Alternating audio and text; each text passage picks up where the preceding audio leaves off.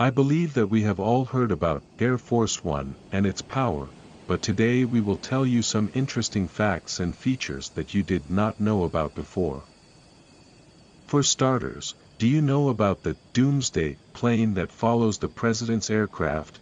You probably still remember the 1997 action thriller film Air Force One and the movie's famous scene, when Harrison Ford, starring as the president, pulls hijacker Gary Oldman's parachute cord and growls, "Get off my plane."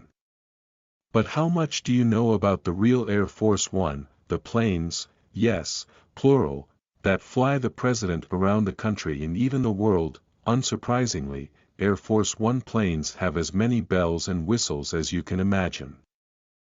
From serving as a de facto bunker during a potential nuclear attack to flying well above where a commercial airliner can go, there are a lot of fascinating things to know about Air Force One.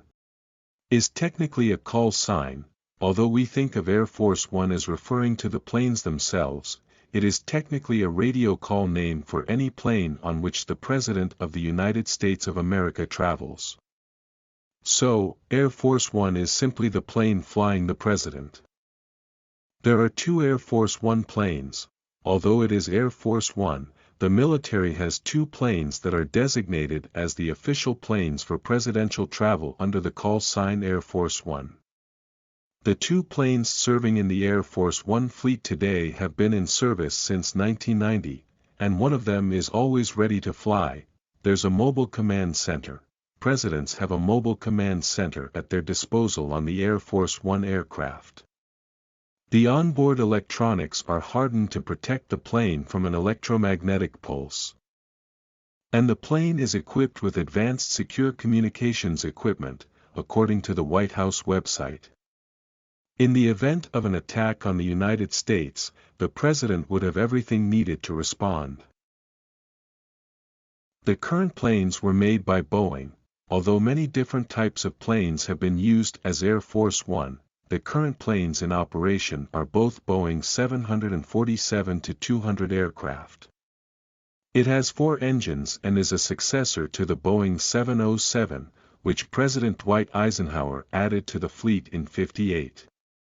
Eisenhower also flew in Lockheed C-121 Super Constellations. The name was established to avoid confusion. The Air Force One naming convention was established for communication purposes. The name was adopted in 1953. After a commercial plane, Eastern Airlines Flight 8610, entered President Eisenhower's airspace when he was on board his plane, which had a similar name, Air Force 8610. After the incident, the term Air Force One was coined to avoid any confusion about which aircraft is carrying the Commander-in-Chief. Please subscribe to our channel to be informed with only true facts about the world and life in general.